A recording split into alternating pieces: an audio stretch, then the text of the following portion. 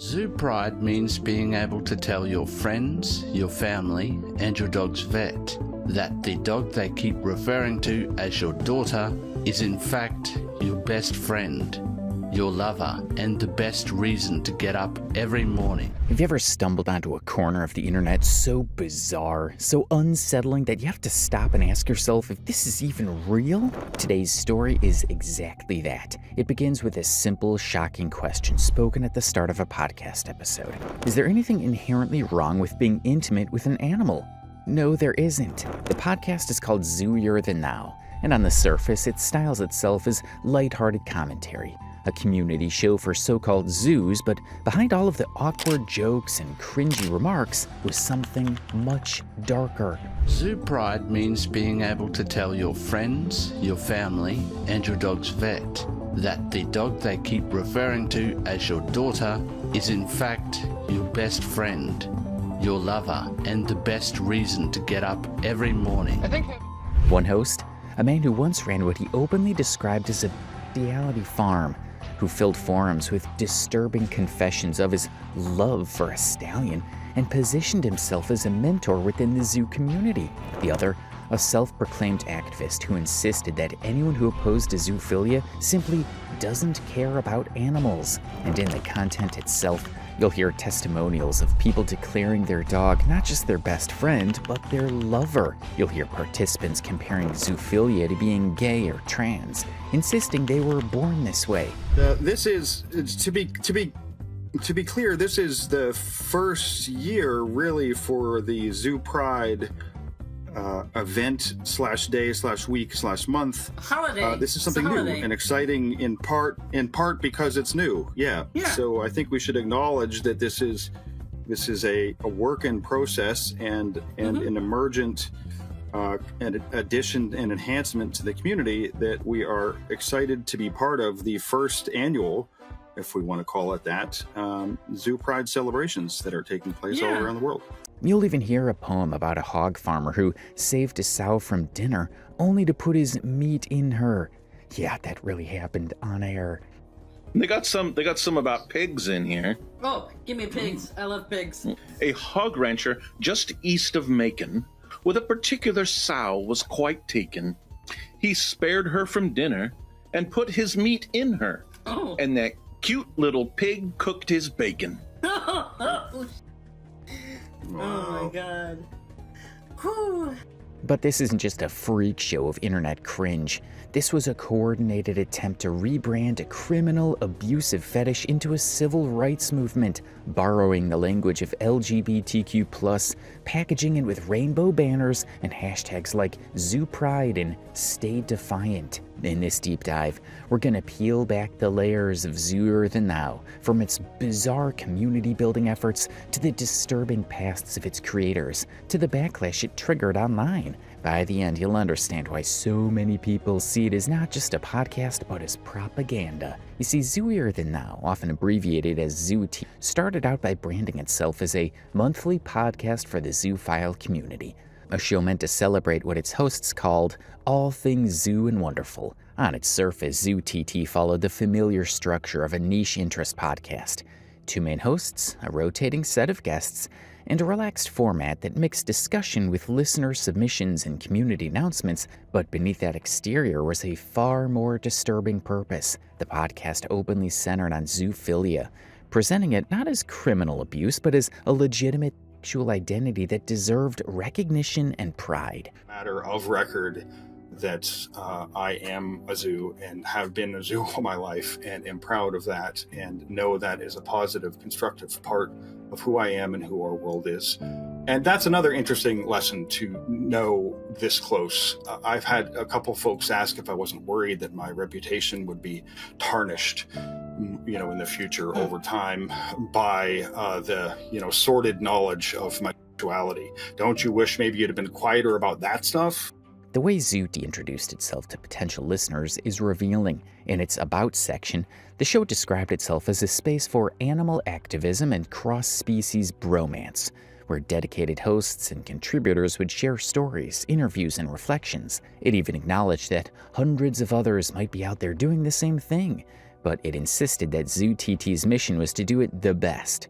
In practice, this meant serving as a flagship media outlet for the zoophile subculture. Kind? I'm of course going to take the usual somewhat intellectual angle that I tend to take.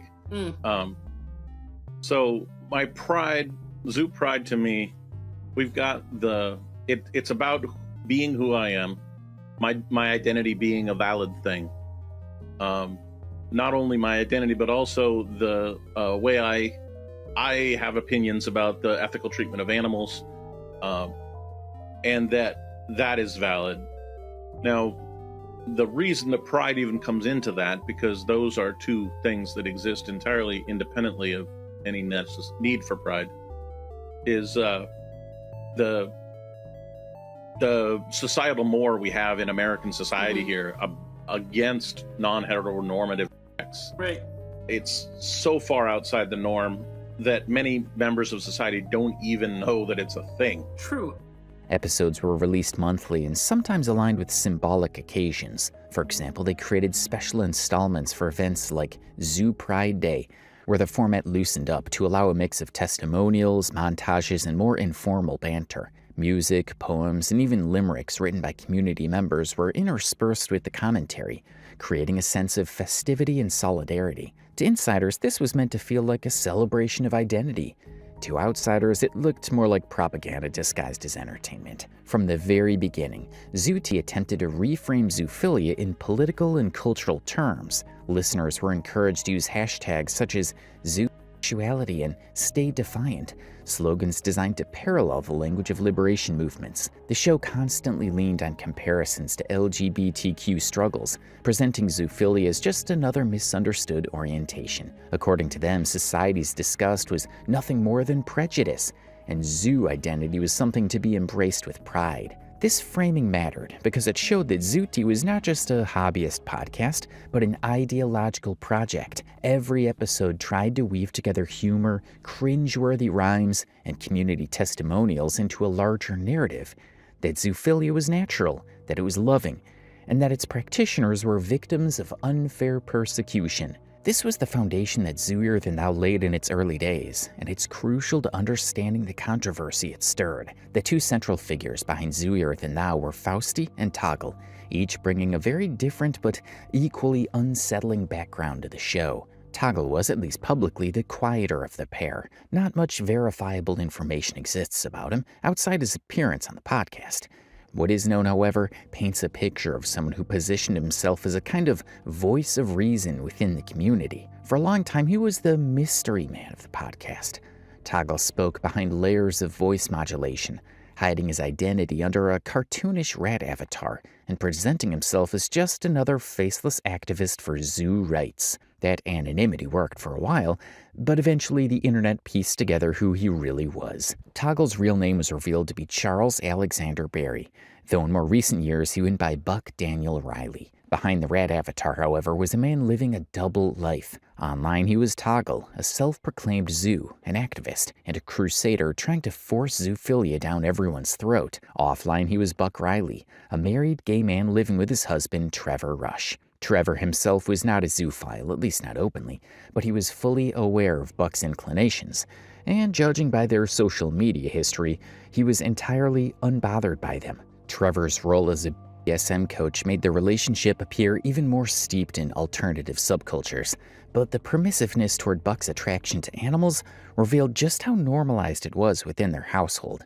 The unraveling of Toggle's anonymity began almost by accident. In 2019, he attended a rodent-themed meet at Midwest Fur Fest, where he posted photos of himself with his face covered by a weird cartoon rat mask. It didn't take long before sleuths on Kiwi Farms noticed the details from his random uploads, his glasses, clothing, beard, and even his skin tone. Cross-referencing those photos from the event, they identified him in the background of an uncensored picture. Soon after, his band, Exit Mouse, provided the smoking gun. In one video of the band's lead singer warming up, his voice and face matched the man spotted at the rodent room meet. The connections piled up. The brand's name referenced Earthbound, one of Toggle's favorite games. His Twitter avatar matched the aesthetic of his band's artwork. Even his microphone recommendation to a fan aligned perfectly with the same mic visible in an Exit Mouse rehearsal video. Further digging revealed Toggle's previous online identities. Before Exit Mouse, his band was called Husky in Denial, where he performed under the alias Smooch This Pooch, a name that retrospectively made his inclinations clearer. The Husky in Denial social page is linked to a Tumblr where his name Buck appeared alongside his husband Trevor, tying the persona directly to his real life. Other aliases like Clunky Monk and Clunk Russell tied him to older accounts, including an F-list profile where he openly listed zoophilia among his favorite kinks. Disturbingly, that same profile included age play fantasies, underage characters, and grandfather-grandson roleplay scenario. Even if some of those entries had been created while he was underage himself, the fact that he continued to update the account into adulthood revealed an unbroken pattern of attraction to taboo and predatory fantasies. As the threads connected, Toggle's house of cards collapsed. His Grubhub order with Trevor carelessly revealed their home address. His band history provided photo after photo linking him to his rat persona, and his long history of furry convention appearances filled in the rest. What had once been a faceless voice modulated into anonymity was now a man with a name, a face, a husband, a band, and a long paper trail of incriminating digital breadcrumbs. What makes Toggle's story so disturbing is not just his exposure, but how it encapsulates the manipulative tactics of the zoophile movement. He presents himself as an activist, cloaking his arguments in language stolen from LGBTQ struggles, painting zoos as misunderstood lovers of animals rather than abusers. He orchestrated community campaigns, urged his listeners to flood platforms with content, and treated his podcast like a revolutionary movement. All of this was designed to make zoophilia appear legitimate, even admirable. When stripped of its disguises, it was nothing more than an attempt to manipulate empathy and tolerance in service of abuse. Toggle often claimed that he knew veterinarians who were themselves zoophiles, using these alleged contexts as credibility boosters. In his rhetoric, anyone who opposed zoophilia simply didn't care about animals. This argument reframed rejection not as a defense of animal welfare, but as negligence, flipping compassion on its head. While details of his personal history remain scarce, Toggle's contribution was ideological. He reinforced the idea that zoophilia was not abuse, but a higher form of animal care. Fausty, on the other hand, had a long and notorious history that predated Zoo TT by many years. Fausty, whose real name is Douglas Brian Spink, was born on March 17, 1971 in Harmony, Pennsylvania. He grew up alongside his sister Joy in Fox Chapel, an affluent suburb also known as the home of children's TV host Mr. Rogers. Despite his later claims of coming from humble beginnings, Doug's family was comfortably well off. His father Jack worked as a salesman in construction, and his mother had inherited a small fortune from her grandfather. Jack Spink was remembered by relatives as manipulative and unfaithful, a man who thrived on charm and deceit. His repeated affairs alienated him from the rest of the family, pushing Doug, his mother, and his sister to seek comfort in each other and in the animals that filled their household. The Spink home was something of a menagerie, with not only cats and dogs, but also raccoons, snakes, and other unusual pets. Surrounded by so many animals, Doug formed a strong attachment to them from a young age, especially horses. He spent much of his free time riding or tending to them, preferring their company to that of other children. Although gifted academically, Doug had poor social skills and was considered eccentric by his peers. He often chose reading and homework over play, which combined with what would later be recognized as undiagnosed autism left him isolated. Doug was bullied relentlessly, sometimes even by his sister, who reportedly mockingly called him Pony Boy. Doug would usually describe himself as an outsider. In forum posts years later, he recalled the shift that happened in middle school. Once he stopped caring about others' ridicule, some of the same peers who had tormented him began to treat him as their freak, someone they tolerated even if they never fully accepted him. Doug also carried early trauma. At age 8, he claimed to have been molested by an older family member, but in his mind he reinterpreted the assault as having been carried out by the man's escaped pet python. This bizarre rationalization both revealed and reinforced his preference for animals over humans in his personal and even sexual life. Before reaching adulthood, Doug was already sexually abusing neighborhood animals, most notably a golden retriever he considered his first true love. Despite this deeply troubling secret life, Doug excelled in school. At his high school graduation, he delivered the scholar's speech, and his intellectual drive carried him into higher education. He studied anthropology at Reed College, earning his bachelor's degree, before moving on to the University of Chicago for a Master of Business Administration. His intelligence and ambition seemed to promise a bright future. After completing his MBA at the University of Chicago, Douglas Spink's life appeared to be on an upward trajectory. In 1994, he married Judy Slayton,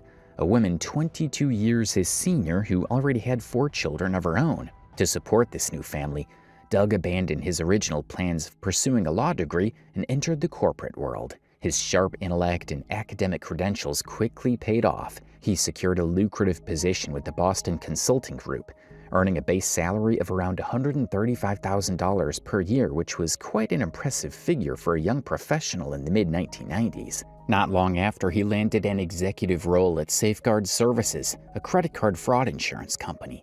His time there was brief. Disturbed by what he perceived as shady business practices, Doug became a whistleblower, leaving the firm behind. Instead of returning to academia, Spink turned to entrepreneurship. In 1996, he founded Timberline Direct, a mail-order catalog business specializing in sporting equipment and supplies. The venture proved highly successful.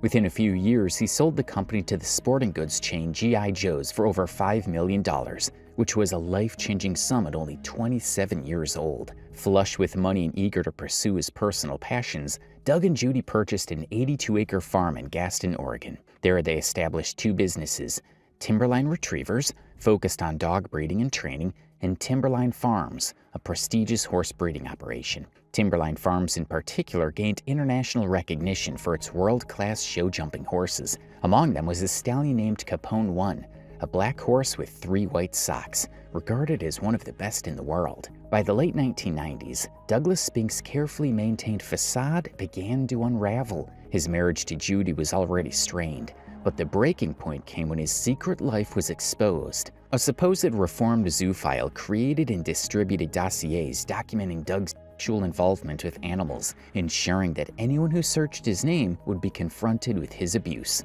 The public outing destroyed what was left of his credibility.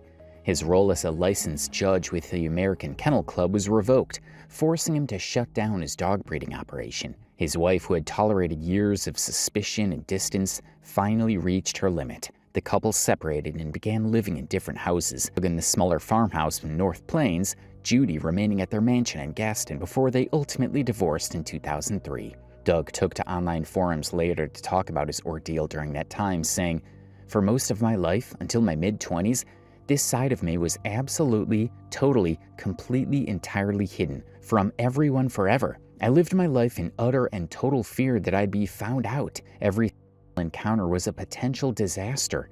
Every feeling I had for my partners had to be hidden and denied around others. That kind of life really F's up your mind. I had major issues with depression and every other bad thing I can think of. I had all but a split personality.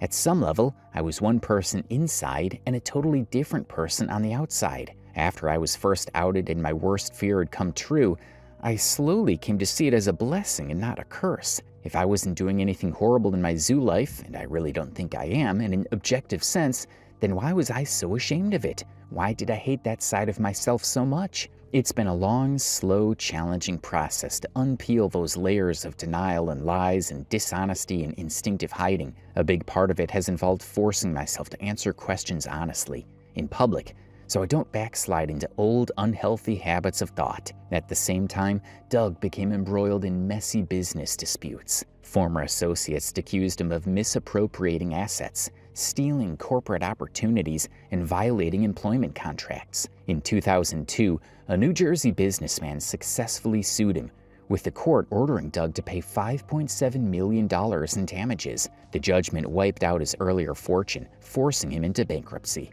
Financial ruin compounded his personal collapse. Unable to make mortgage payments, he lost the Gaston estate. A close associate, Paul Peterson, had purchased the mortgage with the understanding that Doug would pay rent. But when Doug refused to contribute, foreclosure became inevitable. In retaliation, he vandalized the property, smashing windows, punching holes in walls, and smearing dog feces across the exterior. His desperation and instability also spilled into his personal relationships. When Judy refused to hand over his favorite golden retriever, Ryan, he threatened to kill her, saying he would get her like a fish and hang her from a tree until she gave in. In the wake of his financial and personal collapse, Douglas Spink's life shifted decisively into criminality. After fleeing to Canada in the early 2000s with 5 of his dogs and 5 horses, he began associating with horse trainers, and according to his own accounts, with drug traffickers, a woman named Corin Super and her husband, Mark Super.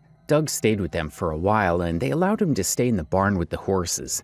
Doug claims that Corin had a background involved in drug business, and she's been making a living off of this said business since she was a teenager. She adds that she recruited him into the business in 2003 when he met her in Canada, and he ended up proposing and getting engaged to her, even though he was gay. What started off as a means of survival for him escalated into high-stakes smuggling. By 2005, U.S. border agents were tracking his movements, noting repeated crossings between Canada and Washington.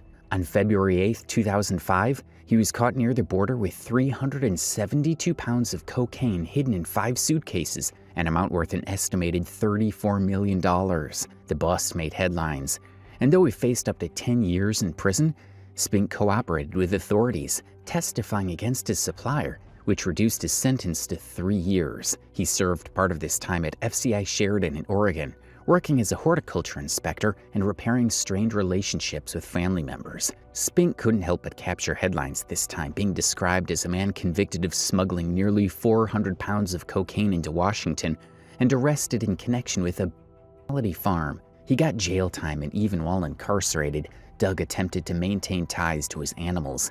He arranged for his stallions, including his prize show jumper Capone, to continue competing under the care of associates. Capone flourished, winning multiple Grand Prix titles and gaining immense value as a breeding stallion. But this success only set the stage for further conflict. Upon release in 2007, Spink quickly returned to trouble. His former associate, Karen Super, who had overseen his animals during the imprisonment, refused to return Capone. Their dispute over ownership spiraled into a bitter and chaotic custody battle, with accusations of sexual abuse of the horse leveled against Spink, and counterclaims of profiteering made against Super. While the courts and police didn't seem to be helping, Doug resorted to other schemes and vices to get his horse back.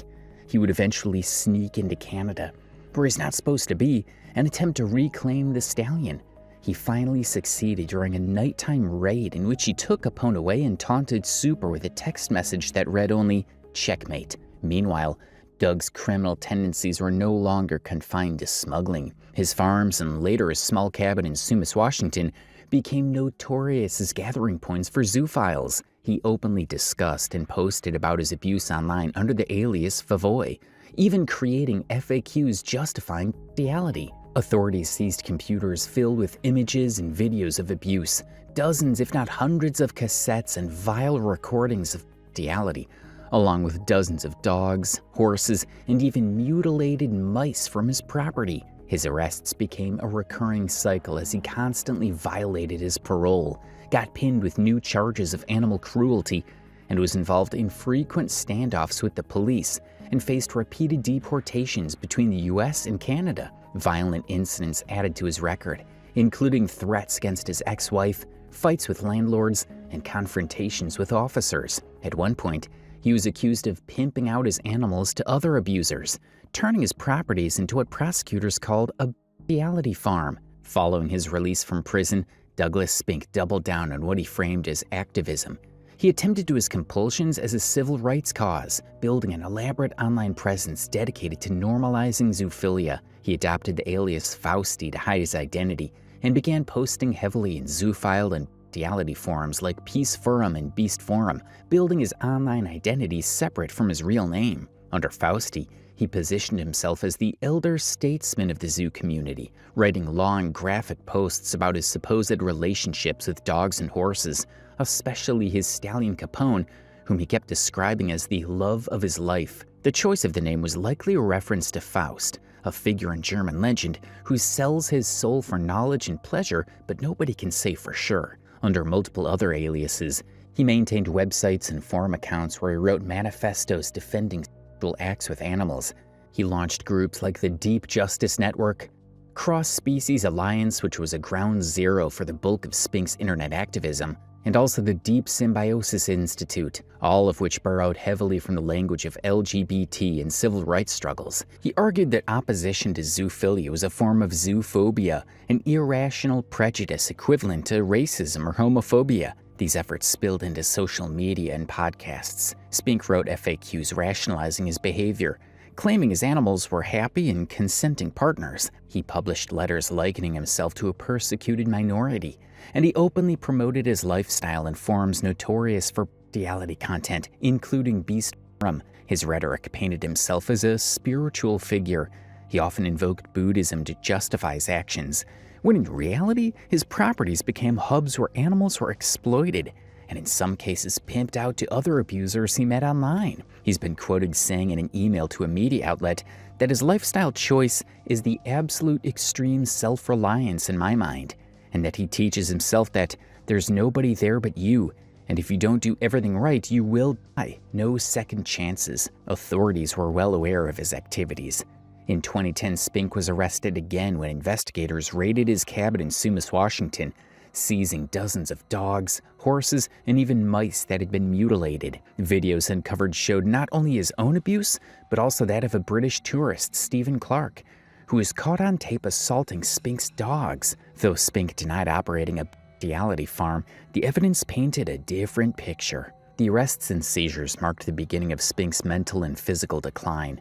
His repeated probation violations included animal cruelty, failing to report truthfully to supervisors, and traveling without permission. He increasingly saw himself as a political prisoner, claiming that his arrests were persecution for his sexuality rather than punishment for crimes. As the years wore on, his behavior became more erratic and violent. He threatened landlords, vandalized property, and clashed with police in dangerous standoffs. In one instance, he pulled knife on his own dog during a confrontation with officers, resulting in a 2-hour standoff before he was subdued with tasers and beanbag rounds. He spiraled further after being diagnosed with stage 4 cancer, which spread to his lungs and trachea. Rejecting chemotherapy, he drifted between prison cells, hospital beds, and temporary housing, often lashing out violently at those around him. By the late 2010s, Spink was living in a state of paranoia and deterioration. He slept in cars to avoid police, staged armed outbursts in moments of delusion, and frequently ended up in custody for reckless, destructive behavior. His self-styled advocacy, meant to present himself as a civil rights activist, became indistinguishable from the chaos of his declining mental state. What remained consistent throughout was his refusal to acknowledge the harm he caused, casting himself as a victim, even as his life collapsed under the weight of repeated arrests, failing health, and the wreckage he left behind. The most infamous project of Douglas Spink's so-called advocacy was the creation of the Zooier Than Thou podcast, which is the focal point of our discussions today. Launched in 2019, the show was conceived as Spink's swan song, recorded while he was battling terminal cancer. It combined parody, irony, and mock commercials with genuine attempts to normalize zoophilia, walking a fine line between satire and outright propaganda. The Zooier Than Thou podcast contains adult concepts and language and is intended for a mature audience. So if your tattoos wash off in the shower, come back when you're a little older. Welcome, one and all. Each episode typically blended 3 elements: satirical comedy in the form of fake sponsors, joke segments, and ironic exaggeration. It had community engagement, such as Ask Zooey, where they were probably pretending to answer letters from listeners, including, disturbingly, letters written by animals. Thanks for tuning in once again to Ask Zooey, loyal listeners. As always, I'm Zooey, your trusted guide to cross-species romance. And I'm Toggle, and I'm just here because there's no one else to fill this spot. You'll always be one of my favorite co-hosts, Toggle. Have you ever had a co-host you didn't like? Not yet, but everyone brings their own unique flavor to the show. It's not easy being delicious. And don't I know it? Folks, if you've got a cross-species relationship question you've been dying to ask, don't wait. Pick up that phone right now and ask your operator to connect you to Zooey's dedicated hotline for interspecies lovin'. Our tape machine is standing by to record your tawdriest quandaries and your sincerest concerns. Whether you bark, bray, or babble, we've got you covered. To put this in perspective for you, in the very first installment, they read a letter supposedly written by a dog named Naughty from Nova Scotia. The letter described the dog's human covering his genitals in peanut butter and the difficulty of licking it off. Our first letter today comes from Naughty in Nova Scotia. Naughty writes, "Dear Zooey, I love my human dearly, and recently we've decided to take that to the next level. But I've discovered he has a very strange fetish for peanut butter, and I simply don't understand. I try to indulge him, but the peanut butter just gets stuck to my gums, and I end up licking my teeth more than I'm licking his junk. And what's worse, by the time I finally finish cleaning it off him, he slathered even more onto his..." The hosts responded with mock serious advice, suggesting the animal should sit down with his human and communicate about the fetish. This grotesque parody mimicked the tone of a relationship advice column, but the core joke rested on trivializing abuse and normalizing animal exploitation. What should I do? Ah, yes. Peanut butter is a common fetish for humans. Indeed. You hear about it in movies and TV all the time. Well, Nutty, it might seem awkward, but perhaps it's best to sit your human down and have an honest talk about his peanut butter fetish. Often, humans believe that their partners love the taste, and by continuing to indulge him by licking it off, you're accidentally reinforcing this expectation. In the same episode, they also put a clip of a horse talking about its relationship with a human partner, and when they told that sex between humans and animals is abuse, it responded saying it would never hurt the man he has come to love so much, and that said man is more than capable of taking his entire girth at full mast. But he proved a kind lover, in tune with my wild heart, a force of nature befitting of the mares. He listened to my desires, and he pleasured me in ways no male ever could. But don't you know, between animals and humans is abuse. Backlash. I've never hurt Gandalf. My girth may be thicker than an archer's drawing arm, but Gandalf the White is more than capable and willing to handle me at full mast. Do you take him for a milksop? A weanling? A babe capable of making his own decisions? Do you doubt the ability of the Maya to handle my... That one would suggest I would abuse the one man I've come to love as offensive. And I'll have no more talk of it. There you have it, folks. Straight from the horse's mouth. Finally, the podcast had advocacy and ideology, where Spink and Toggle earnestly argued that zoophilia was a legitimate sexual orientation comparable to sexuality, and this did not stick with most listeners that came across the show, as they kept on asking if this was real or satire content in the comments. You see, before the podcast debut, Spink created a Twitter account under the name The Exposure Solution, pretending to be an anti-zoophile vigilante group preparing to launch a podcast exposing prominent offenders. He promised shocking revelations, claiming the first episode would reveal a famous celebrity zoo. When launch day arrived, the supposed expose turned out to be the first episode of Zooier Than Thou, where the celebrity zoo revealed was not a person but Shadowfax, Gandalf's fictional horse from Lord of the Rings. And has had roles in video games. This zoophile is... the Lord of Horses himself, Shadowfax! That's right! You know him as Gandalf the White's trusty steed, who fought alongside the wizard during the Siege of Gondor. Before meeting his life partner, it is said that Shadowfax could not be tamed by any man. This bait and switch was designed to draw attention from both detractors and zoophiles, establishing the show's mix of trolling humor and propaganda. To further the satirical tone, Zooier Than Thou featured fictional sponsors that played on bestiality themes. For example, one mock commercial advertised Tia and Tommy's, a parody nightclub where live animal sex shows supposedly took place. They pitched it as if it were a real business, complete with happy hour deals and shots from the tap. And in another episode, the sponsors were Stud Sparkly, a tactical glitter brand, Dog Burka, and Disney, for putting animal clothes on humans and vice versa. This week's podcast is sponsored by Stud Sparkliest, tactical glitter. Show off your stud with style. Also by Burka. Keep that temptress covered. And finally, Disney. Inexplicably putting animals in clothes since 1973.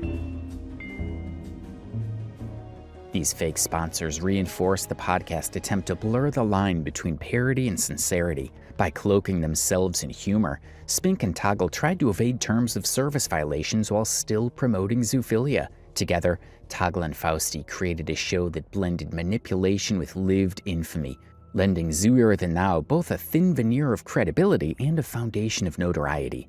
One of the most strategic moves Zooier Than Thou made was in rebranding zoophilia through language and symbolism. From the start, the podcast deliberately avoided the harshness of words like bestiality, which immediately evoked illegality, abuse, and moral outrage. Instead, the hosts leaned on softer, almost clinical or identity-focused terms such as zoosexual or simply zoo. By doing this, they attempted to reframe the practice not as an act of violence or exploitation, but as legitimate sexual orientation. They would often compare zoophilia to other marginalized identities, emphasizing that it was just the way they were born. Listeners heard phrases like, "I was born this way," like being born gay or trans. As cliche as it is, I was born this way. It's just the way I am. Like being gay or trans. By drawing these parallels, they tried to paint themselves as a misunderstood minority fighting for recognition and rights. The hosts framed themselves not as criminals or abusers, but as an oppressed people who were misunderstood by mainstream society.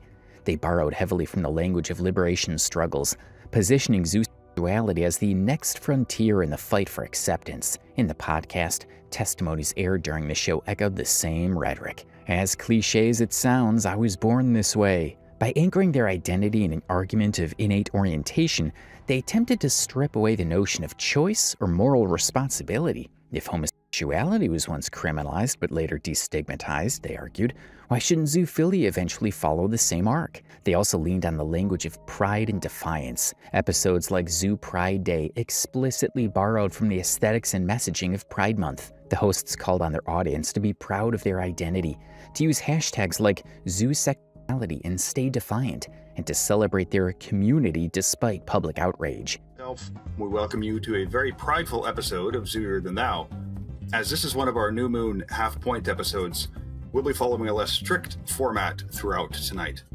I'm Fausty, International Zoo of Mystery. And I'm Toggle, a rat of all trades. And I am Dog. Hear me woof. I'm all paws, not a hoof. But my name is Kion. Dog. Non-Dedalian. And he ain't lying, but he sure is a goof.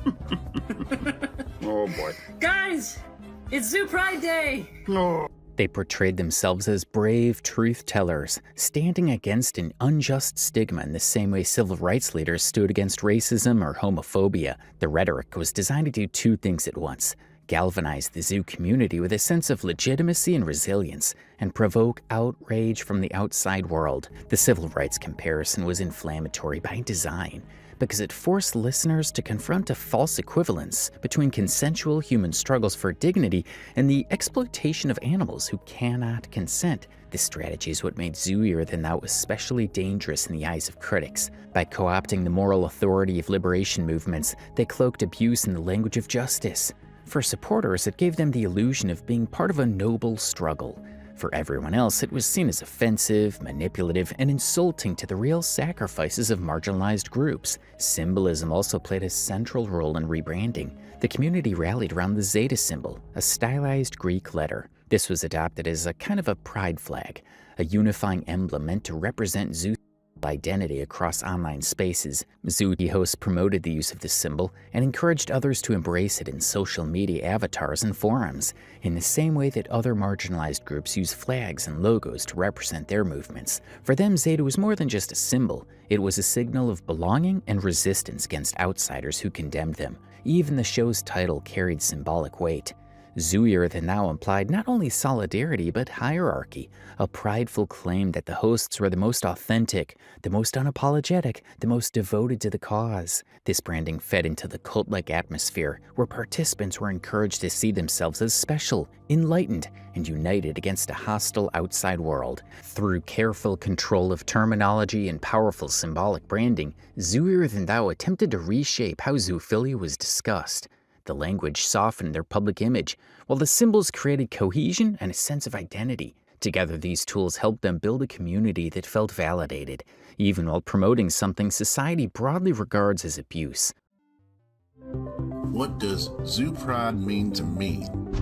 Being a zoo is something we should all take pride in. We're a group of people who care more about animals than anyone else, and there's a lot of people in this world out there who don't understand, they don't know their animals, they don't care about their animals, they just don't get it. And we're people who...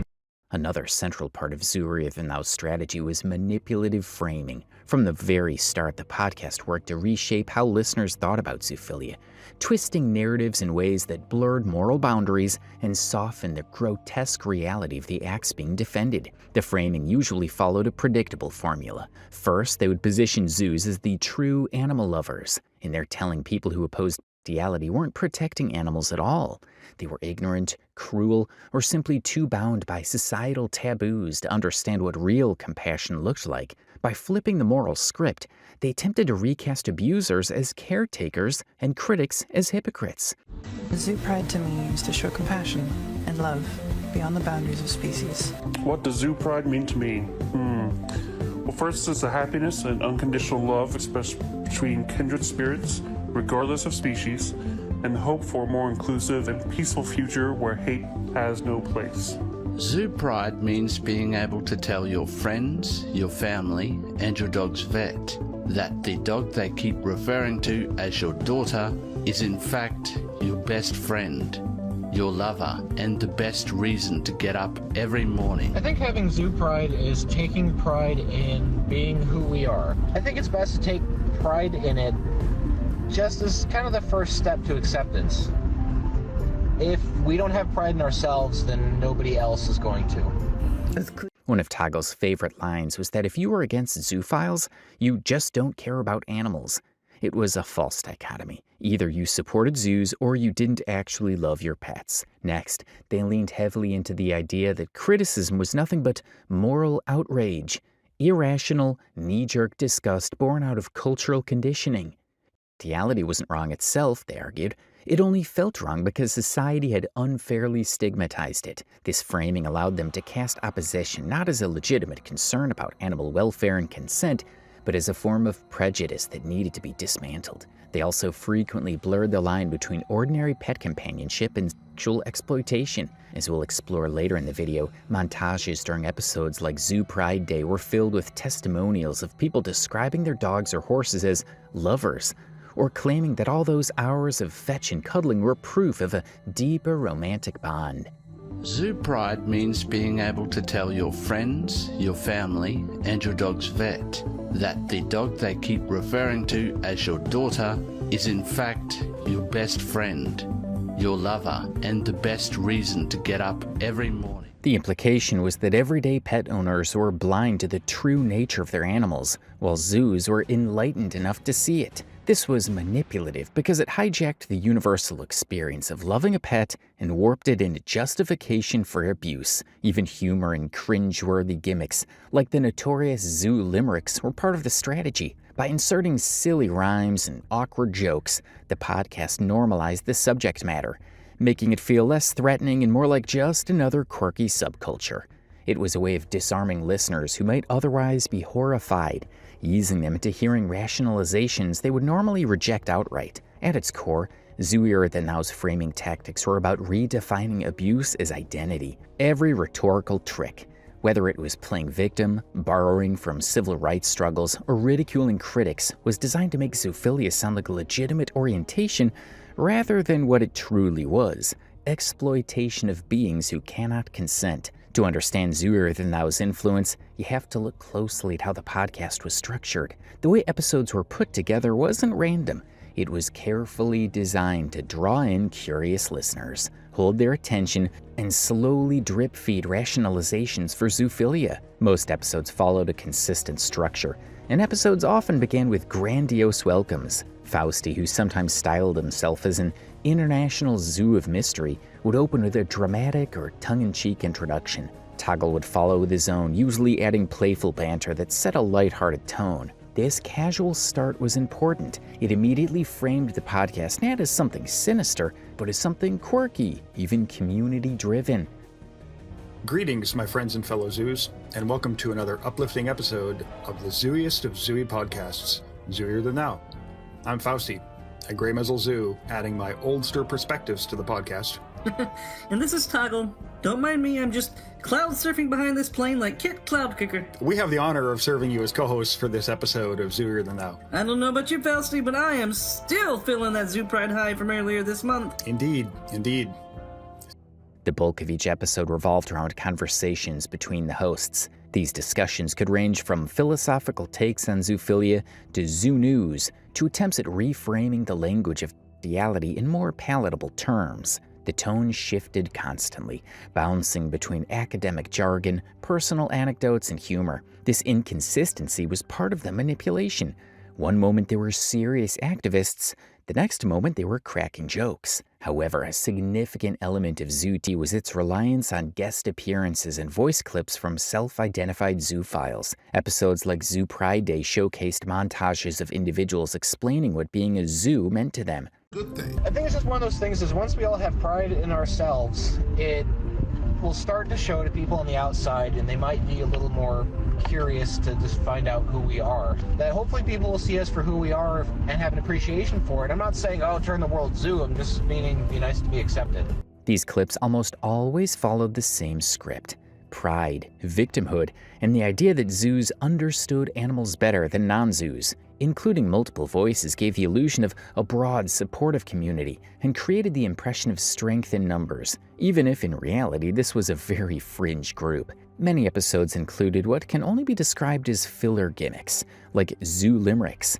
These were crude rhymes glorifying sexual encounters with animals. The limericks, though uncomfortable to listen to, served a deeper purpose. They normalized the subject matter. By packaging abuse into silly nursery rhyme format, the podcast softened the horror of what was being discussed and disguised it as edgy comedy.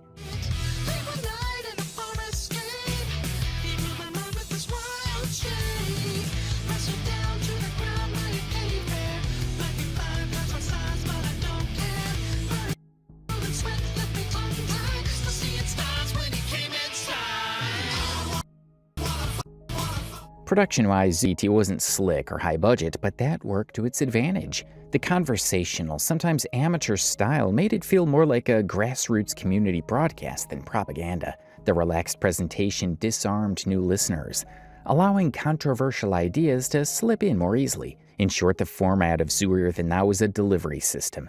Each part of an episode, whether it was a cringy limerick, a heartfelt testimonial, or a philosophical musing, played into a larger goal of normalizing zoophilia under the guise of identity and community. And there are countless moments where their degeneracy crossed every imaginable line. One instance is in 2018, a wave of chat logs and videos leaked online, exposing several prominent furries and zoophiles, including Kiro the wolf, as participants in animal torture rings. While many in the community condemned the abuse, Spink used Zooier Than Thou to defend Kiro and cast doubt on the authenticity of the leaks. Conventionally, this would be identified as the quote-unquote Kiro incident or the zoosadism leaks. And both of those titles are bullshit. First, connecting all of this to Kiro, who, as I understand it, is a somewhat high-profile furry, is absolutely unfair, as we are going to discuss in detail. Two, these aren't leaks, because there's no way to confirm the authenticity of what's actually been released, the majority of which is really just text files that people claim are Telegram chat logs. He argued that text logs were easy to fake, and that unless there was direct video evidence, the accusations could not be trusted. He also claimed that going public with such leaks only harmed the zoo community by fueling bigotry. The majority of which is really just text files that people claim are Telegram chat logs. And unfortunately, some people involved in hyping this up last fall were actually caught circulating fake and even malware-laden documents during these claimed leaks. So there's no way to know what's real and what's fake text-wise. So it's important to be clear about what we know is real. Basically, there's some pictures and video files, as I understand it, and what's totally uncertain, namely all the chat logs and other text records that got circulated at the time. The leaks caused a flood of anti-zoo sentiment in a typically zoo-friendly fandom, and are a primary source of why I originally left Twitter earlier this year. So let's break down what happened, piece by piece. This selective outrage condemning zoo sadism in principle but defending abusers in practice was typical of Spink's rhetoric. I personally hope that Kiro can survive this terrible episode, and whatever his strengths or failings as a person and as a young man in the community at large, that he can use this experience to become stronger, wiser, and more compassionate. In another episode, Toggle interviewed an old guard zoophile known as Kian, who drew a distinction between bestialism and zoophilia. According to Kian, bestialism was a mere fetish, treating animals as objects, while zoophilia was supposedly rooted in love and mutual trust. Because I think these definitions are really kind of unclear. So the difference between a zoophile and a bestialist. So in this context, what would you define those differences as? Well, bestialist is very much the physical aspect. More of a, it's titillating because it's a dog. That there's an interest in sticking a dick in something or receiving from an animal that's exciting and novel because it's an animal, rather than having formed any sort of relationship with the animal, right. Of trust and familiarity. You can't jump a fence and screw a dog and consider that to be really much more than bestialism, because you haven't done anything. You haven't formed a relationship with the dog. Right. The dog may be very friendly. Kian then reminisced about his dog Zane, describing him as the love of his life, while also admitting to filming and distributing videos of Zane's abuse. Zane, my lover of so many years ago, was the white hot poker. White hot so poker. Zane and I knew each other so well that I could basically drop my drawers, drop to my knees, and he could be fully embedded in me in seconds. Wow. We were very experienced. We had hundreds, if not thousands of times. So it was not he knew how to do it, and I knew how to expect him. Filming, which I was only privy to very rarely. I was primarily a technical resource. Programming, websites, fun stuff like that, transaction systems. The actual production was really just half amateur camera work against a performer playing with the animal. Whether they were good at it or experienced or what was varied. It varied based on the performer. The episode revealed the cognitive dissonance central to Zooier Than Thou, presenting zoophilia as a tender, loving orientation, while simultaneously boasting about exploitation and commodification of animals. Another recurring theme was hostility toward the furry fandom. Many furries have gone out of their way to distance themselves from zoophiles, fearing the stereotype that furries are secretly zoos. A furry reacting in a Reddit group said, "I am a furry and I do not approve of this. Most of us don't. I want every person like this out of the fandom because it's not what we're about. I want to see them punished like they deserve." In response, Spink and Toggle branded furries as hypocrites, claiming that half the fandom are zoos but were too ashamed to admit it. They also suggested that anti-zoo furries were overcompensating and persecuting zoophiles to hide their true nature. But if there's one episode that captures Zooier Than Thou's entire strategy in a single package, it is still their Zoo Pride Day special, where we've referenced quite a bit in this video. This wasn't just another recording, it was deliberately framed as a parallel to LGBTQ+ Pride, complete with messages of resilience, testimonials from community members, and the language of liberation. The episode opened with a warm greeting from the hosts. Fausty introduced himself with his usual flourish, the International Zoo of Mystery, while Toggle leaned into his more casual, playful tone. Together they set the stage by welcoming listeners to a prideful episode meant to celebrate being zoo.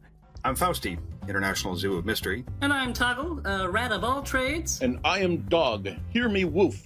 I'm all paws, not a hoof. But my name is Kion, Dog, non-dedalion. And he ain't lying, but he sure is a goof.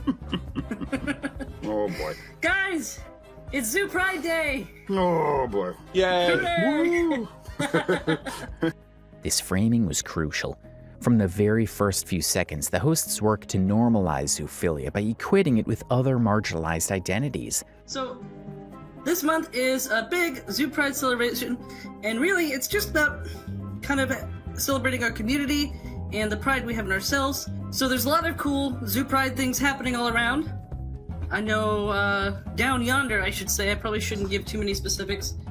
I know of a certain shindig that's happening with a big cake and a cookout, and a lot of people gathered around from all over the US, so really excited for that. What are you guys doing? They presented it as a legitimate orientation, one that deserved its own Pride Day, just like being gay, trans, or bisexual.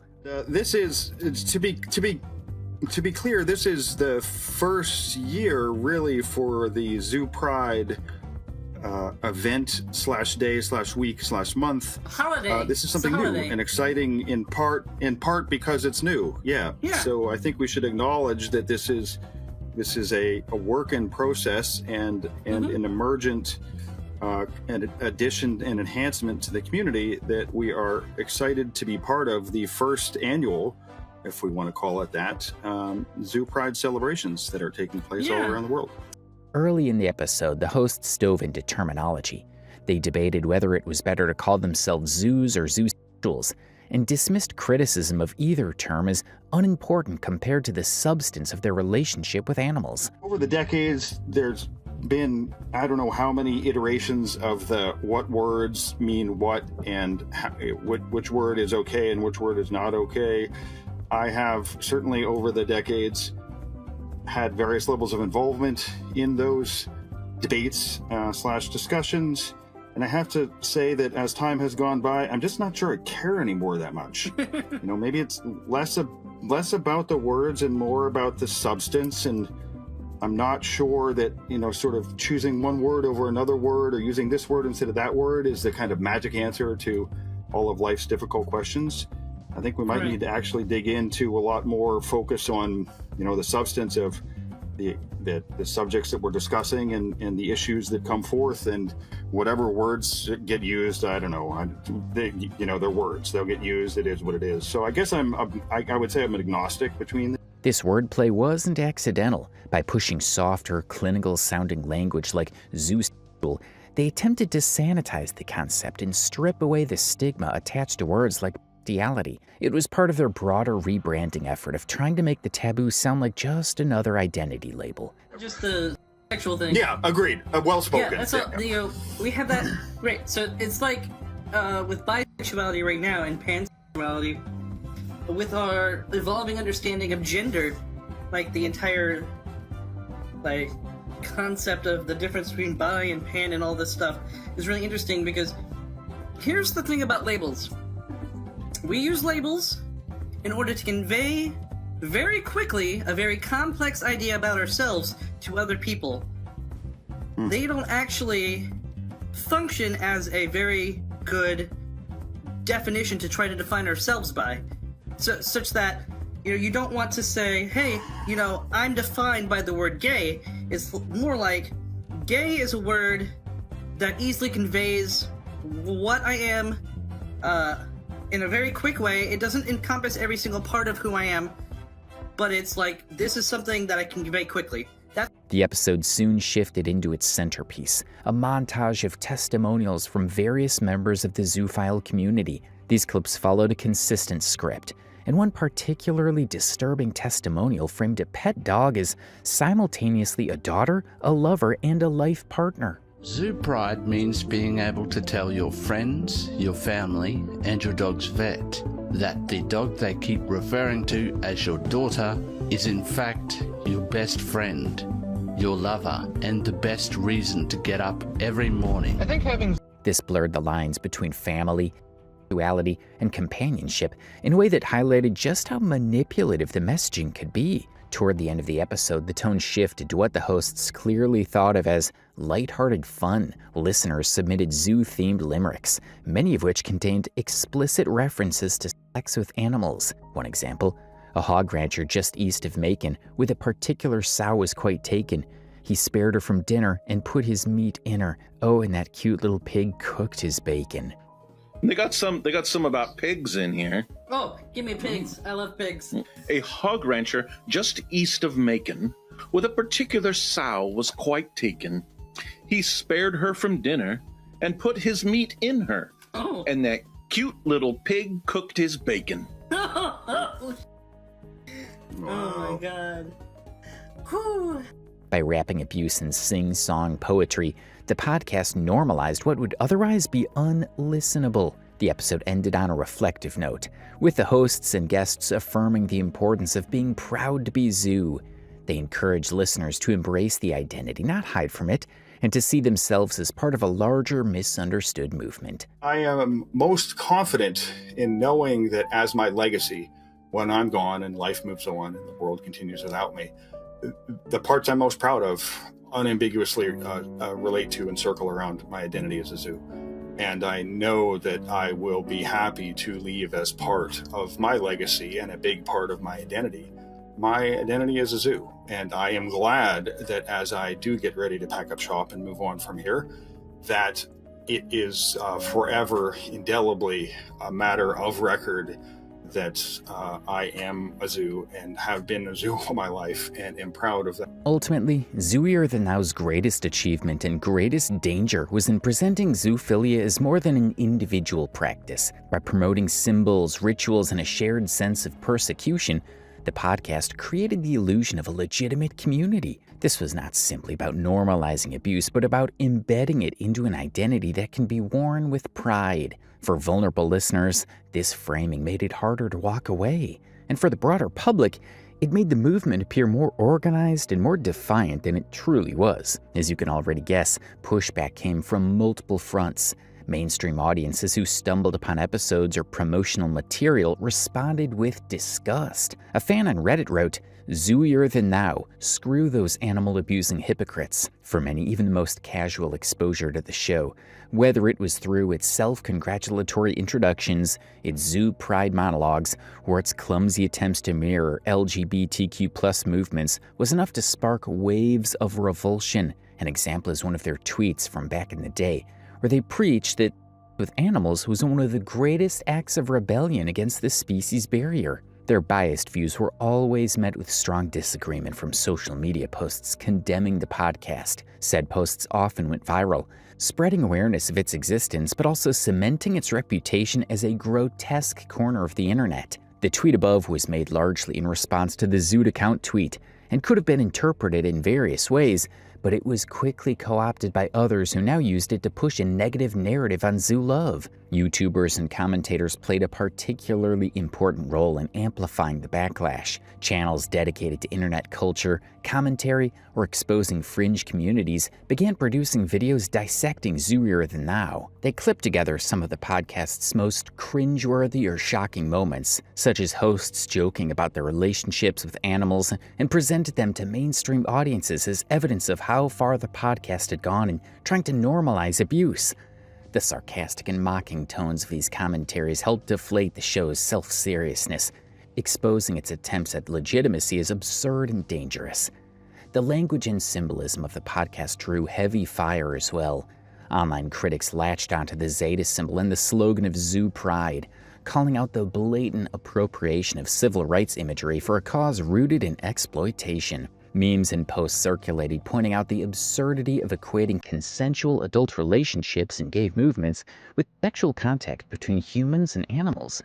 What a drag to love you like I do.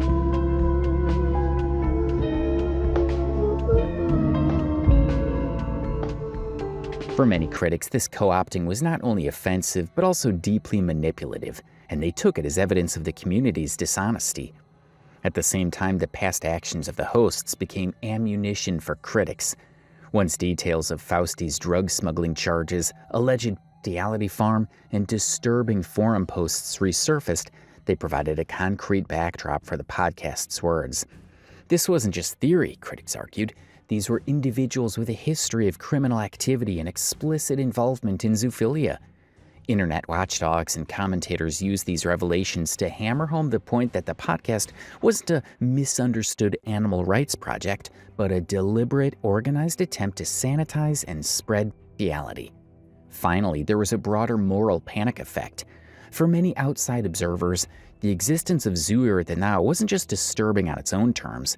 It raised larger fears about the internet enabling fringe movements to find community, rebrand themselves, and spread propaganda.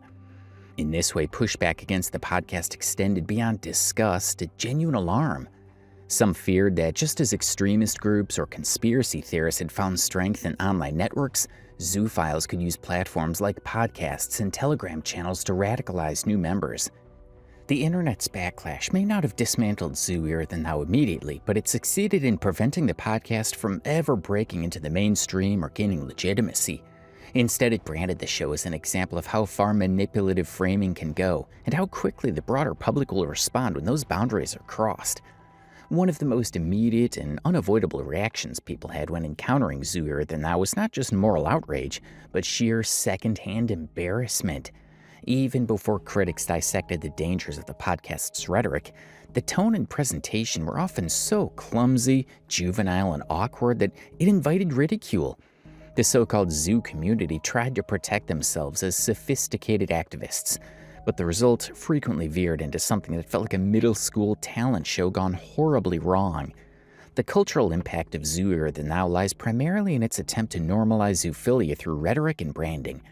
By adopting this structure of a traditional podcast, complete with intro music, recurring hosts, guest appearances, and themed episodes, the creators borrowed the language of mainstream digital media.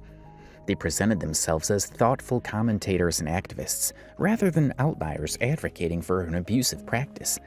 This normalization effort was subtle but calculated. Instead of confronting moral condemnation head-on, they framed zoophilia as just another misunderstood identity, deserving of respect and recognition. One of the most insidious aspects of their legacy is how they appropriated social justice frameworks for their cause. By drawing parallels to civil rights movements, comparing themselves to marginalized groups like LGBTQ+ people and using pride symbolism, the hosts manipulated the language to serve a cause rooted in exploitation. This framing was not just offensive to the groups they imitated, it was dangerous because it muddied the waters of legitimate activism. Their narrative tried to hijack the empathy and momentum built by real struggles for human rights, twisting it into justification for harmful behavior. In the end, Zooier Than Thou's legacy is one of manipulation, harm, and unintended exposure. Yes, harmful communities can mimic the aesthetics of social justice, but when exposed to broader scrutiny, their contradictions and manipulations collapse under the weight of their own absurdity.